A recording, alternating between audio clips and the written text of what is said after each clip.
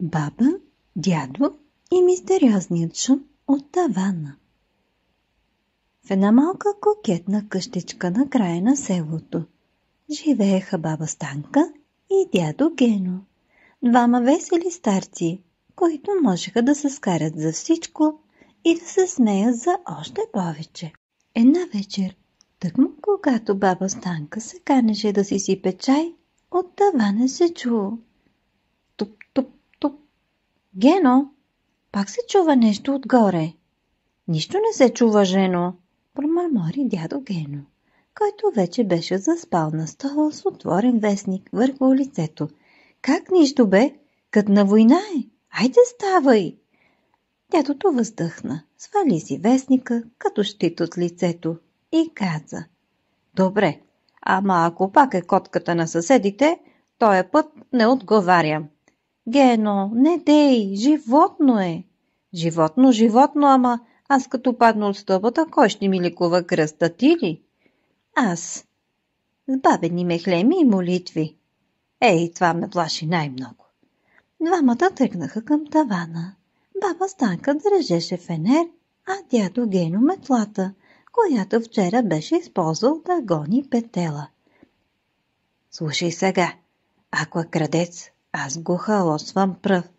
Чакай бе, да го попитаме поне защо е дошъл. Защо? Да вземе старите ми обувки ли? Той аз не ги ща. Когато отвориха люка, се чу нов шум. Трака врат. Казах ти, нещо живо е. И аз съм жив, ама не се радвам. Влезли вътре, осветили ъгъла и какво да видят?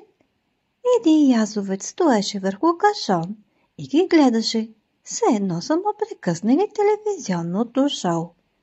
Гено, това не е котка. Това е мини мечка. Изпъшка дядото. Язовец е бе, човек. Сета е. И двете хапят. Язовецът леко сумтял. Дядо Гено стъпил назад, препънал се собствените си чехли и плюс на пода. Добре ли си, Гено? Добре съм, само егото ми е натъртено. Тогава бабата реши да вземе нещата в свои ръце. Отдаде на язовеца филия хляб. Хайде, яш и си тръгвай. Жено, ти преговаряш с животното ли? А ти какво предлагаш? Да му четем вестника ли? Язовецът помери се хляба, взе го внимателно и тръгна към прозореца. Преди да изчезне се обърна, сякаш да каже: благодаря за гостоприемството. Когато всичко утихна, баба Станка тупна праха от полата си. Видя ли? Малко добро и проблемът е решен. Да, ама утре ти миеш тавана. Аз се борих за живота си.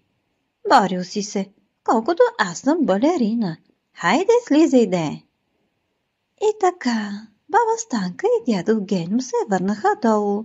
Едната доволна, че е обикновила страшния звяр. Другият убеден, че е оцеляла още една от големите битки на живота му. А таванът повече не издаде нито звук, поне до следващата вечер.